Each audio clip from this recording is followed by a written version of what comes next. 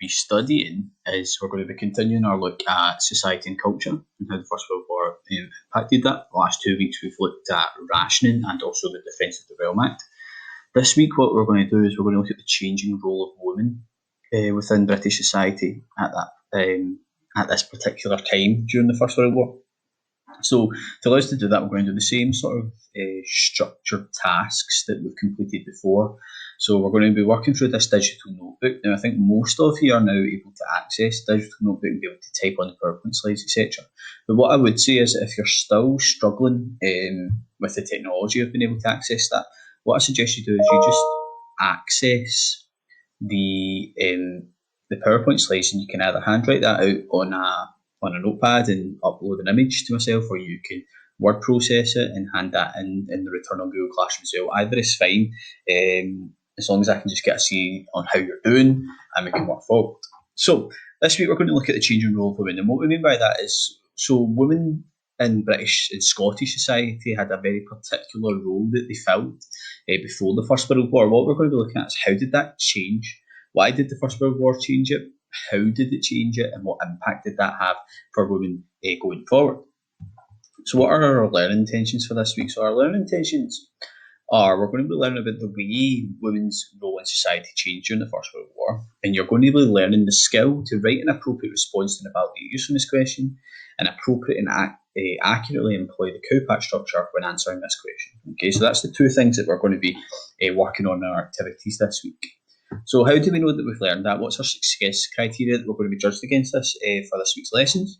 So we're going to identify and describe at least 3 ways that women's roles changed during the First World War. And we can identify the author and the timing of a historical source and evaluate this to see if the historical source is useful or not. Okay. So what was a woman's role in society before the First World War? So this image on the left-hand side here is a very famous image, and it says that it's a woman's mind magnified. And what it is getting across here is this is what women think about. And it's this idea that a woman's place is in the home. A woman is about raising children, it's about looking after family, it's about looking after her husband, it's about being married.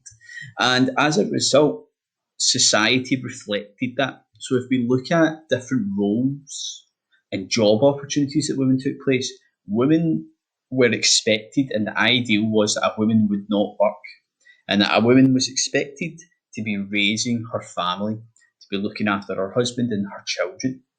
Now, that wasn't really accessible to a number of working class families where the male inhabitant of the household didn't receive that much money. So as a result, if women in the working classes had to have a job, it would have to be unskilled.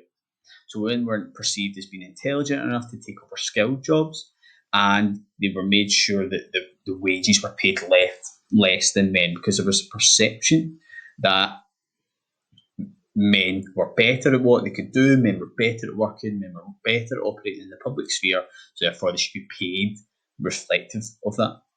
If middle-class women were having to work, they were employed in what was called female occupations, and the female occupations are things like nursing and teaching, but there was a very strict rule that once a woman was married, that she would have to relieve herself of that particular job and concentrate on looking after her family. Okay, so that's the kind of context of what a woman's role was in society before the First World War. Now, how does the First World War change that? And that's the particular task that we're going to look at this week. So what I'm going to do now is just explain what the tasks are and how that you access them.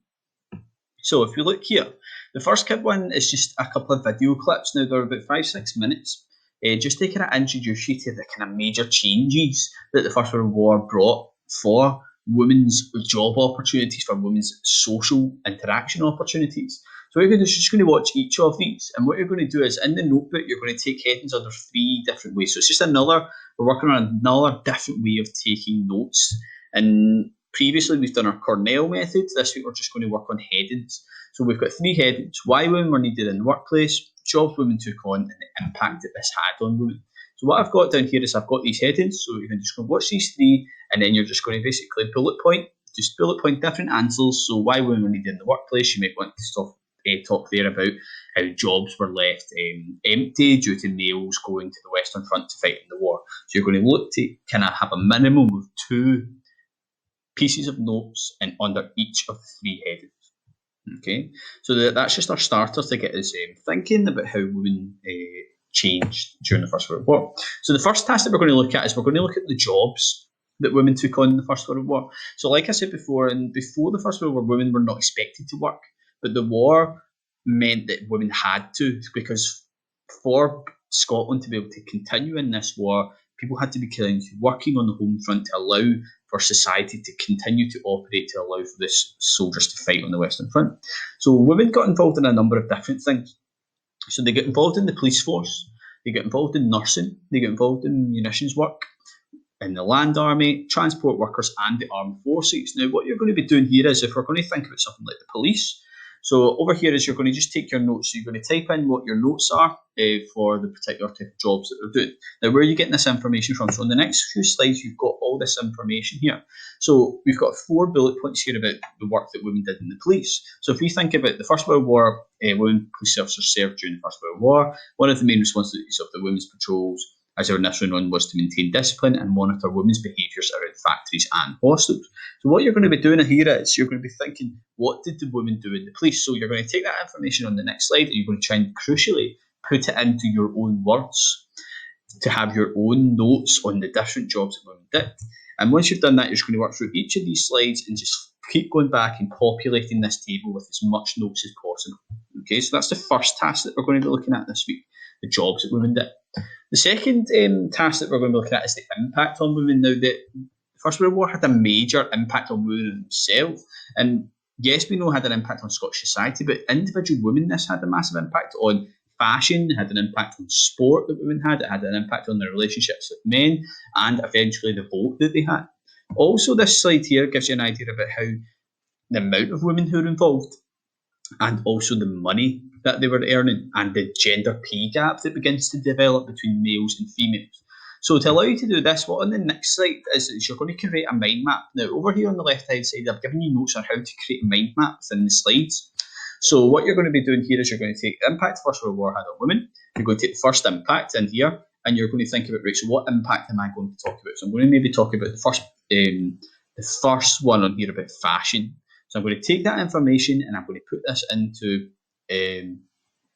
my own words, and I might write from something like, women's fashion changed for the first time, women started wearing trousers during to working in factories. Okay, so you're going to aim for a minimum of 4 impacts. Now, keyword here's minimum, so if you have more, that's excellent, but try to think of different impacts using the first 2 slides above of how the First World War changed life for Scottish women. And the final task that we're going to look at this week is evaluate usefulness questions. Now, we've done evaluate usefulness questions in class, and we assessed them okay in class, but we're going to have a go at one this week. So what I've done is I've kind of given us a structure that we're going to use, and you're going to attempt a question, but I'm going to explain it first. So remember, our evaluate usefulness question wants you to think about a piece of historical information more critically.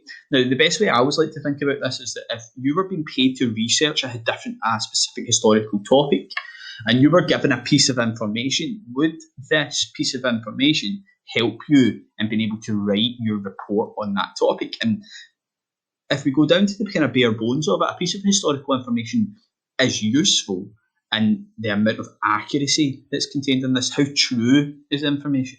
Okay, so remember, for us being able to do this, we need to consider who wrote it and when it was written, and you need to show that you're evaluating. And what I mean by that is you need to show whether that is useful or whether it's not. Now, if we think about the structure that we use COWPAT. So remember, COWPAT stands for content. And what do we mean by content? That's the information contained within the source. And remember, the information contained within the source is useful. It's useful because it's accurate. The second one is omission. Now remember, omission means basically what's missing from the source. So if something's missing, that makes the source less useful. So different parts of information that are important for the question are not contained. The second one is when. So when was the source written? What date? Why does that make that more useful? The purpose. So why did whatever the piece of source or writing it is, why did the person decide to make that? Why does that make that more useful? Who's the author of the source? Why are they more or less likely to know about events that are going on? And finally, the type of the source. So if you were to see the source in its original form, what is it and why would that make it more or less useful? So let's have a look at the question that we're going to attempt this week. So remember, like I said, when we're always attempting to evaluate usefulness question, you're presented with 3 different sections of information. The kind of origin of the source itself, and then finally the question. Now, remember, when you look at this type of question, you always read the question first and find out what it's specifically asking you to do. So if we look here, it says evaluate usefulness of source A as evidence of the impact of the Great War on Scottish women. So what this is asking you to look for is the impact that the Great War had on Scottish women. So what changes did the First World War bring to women's life? And the second thing that I would be looking at here is the origin of the source. So it says sources from the diary. So the diary here is the type of source of David Lloyd George, who was in charge of the Ministry of Munitions. So that's the author of the source. So if he's in charge of the Ministry of Munitions, he will know very much so about women's experiences of working in factories because he is overseeing the factories. And then finally is 1915. So that's the date which this particular source was written. So here we've got all this information, and then what we're going to do is read the information in the source. So the courage of the women engaged in these factories has never been sufficiently recognised. They had to work under conditions of real danger to life. So there's one particular impact about how the First World War and working in factories brought a real danger to life for Scottish women. What some of them probably dreaded more was the horrible disfigurement. For one of the risks of shell filing factories was toxic jaundice resulting from TNT poisoning. The poor girls were nicknamed canaries. They were quite proud of this. They had earned it in the path of duty. So there's lots of information there about the impact that working in these particular factories had on Scottish women. So what you're going to do is you're going to use this evaluation scaffold. Remember, the question's out of 5. So for content, you're going to pick out 2 quotes. That gives you 2 marks. You're going to pick out 2 things it doesn't tell you. That's another 2 marks. So we're 4 out of 5. And then you're going to pick 1 from the when, the purpose, the author of the type to get you your 5 marks. So again, you're going to use this box down here to type in your response, and then I will work through it and I'll give you feedback on that.